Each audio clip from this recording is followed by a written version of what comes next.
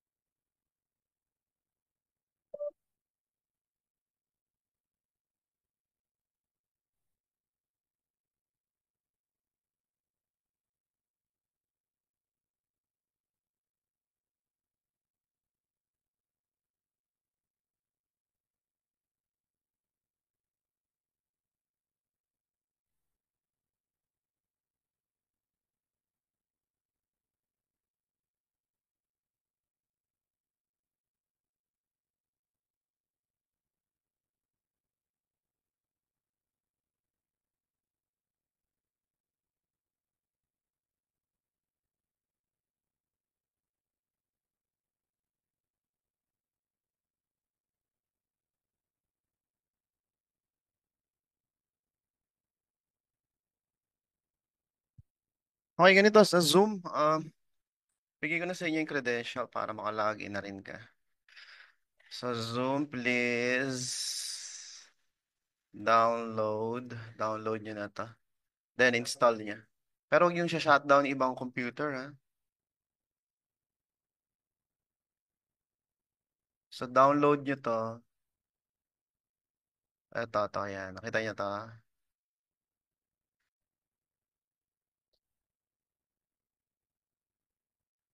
So download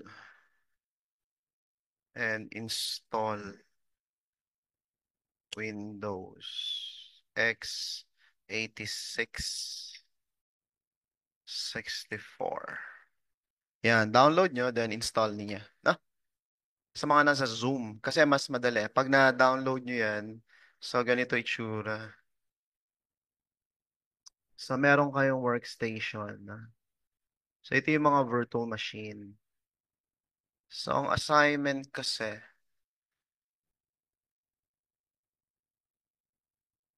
ganito ha. Huwag nyo gagamitin yung sa,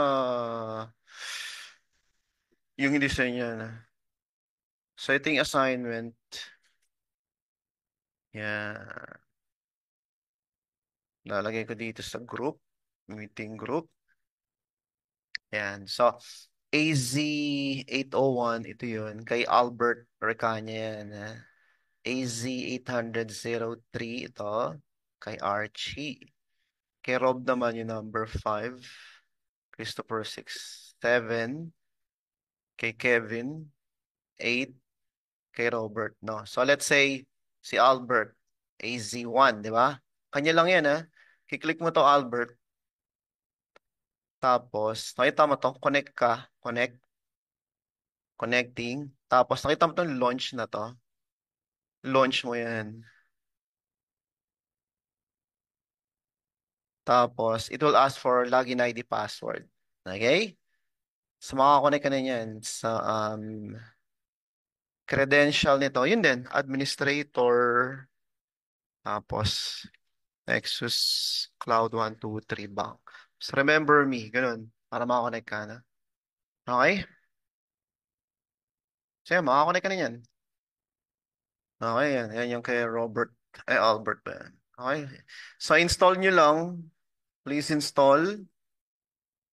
Ito, kiklik nyo tong link na to. Tapos ang install nyo, X64. Download nyo muna, then install, no? Tapos, sa login screen, tatanungin kayo ng login ID niyan eh. No? So, chat ko sa inyo yung login ID. Nagets ba? Nagets? Ito yung login ID.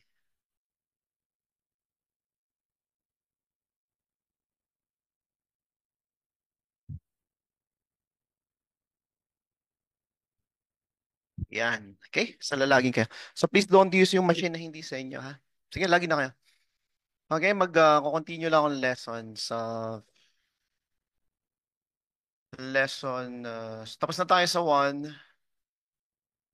Let's move sa module 2.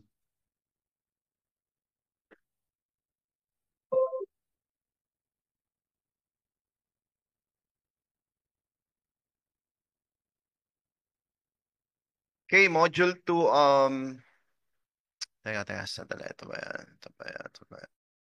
Describe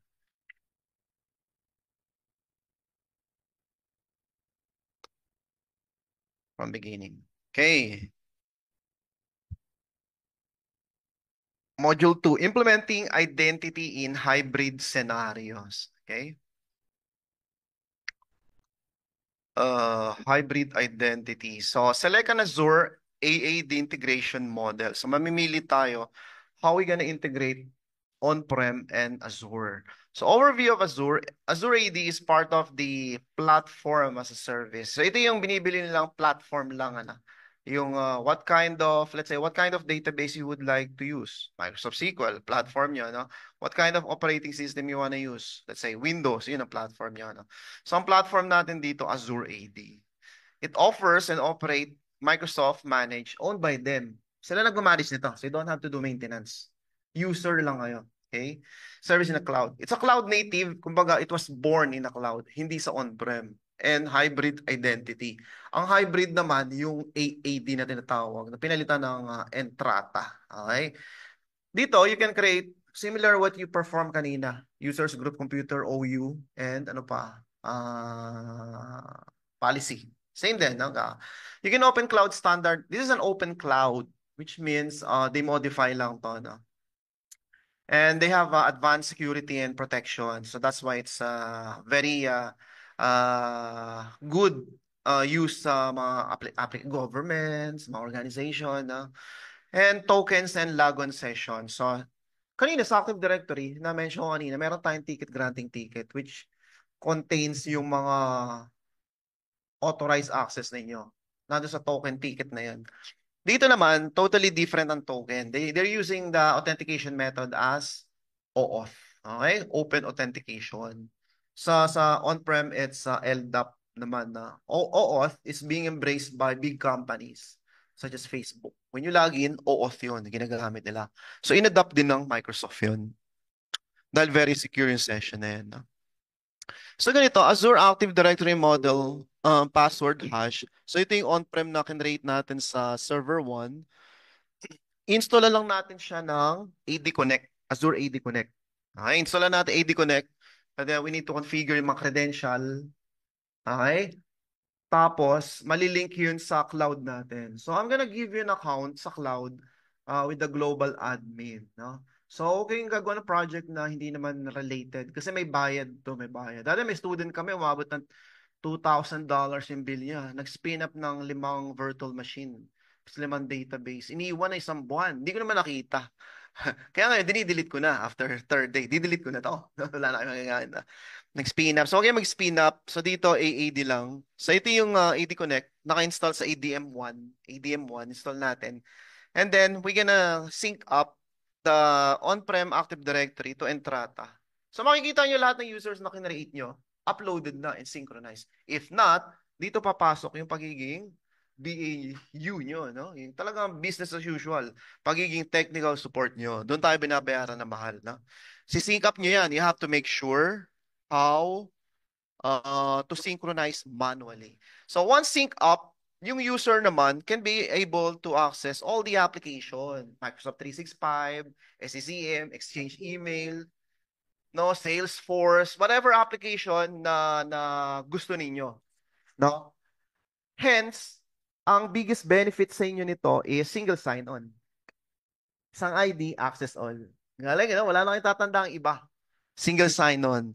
Kaya user, mga big corporation, they can access email sa cellphone, sa iPad, sa Android, sa desktop, sa laptop, di ba? Kahit saan na-access using single sign-on. So that's one biggest benefit ng Azure AD.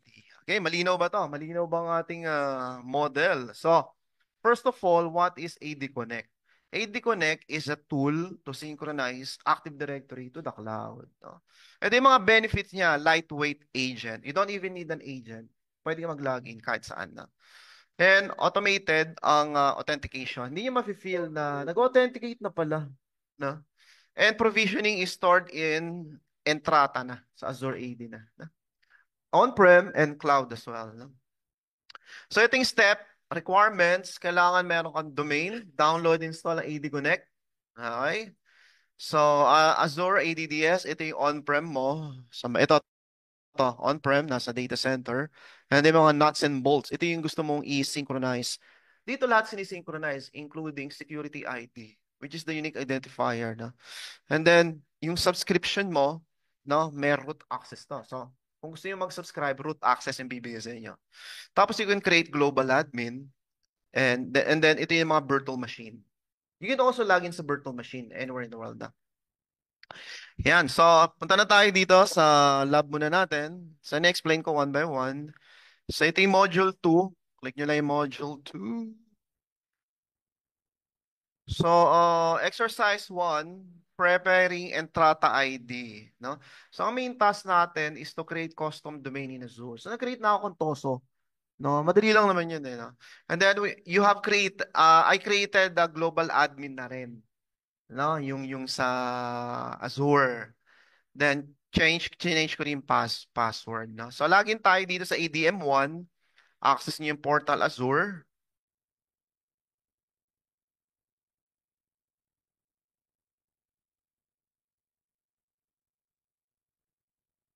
As an administrator.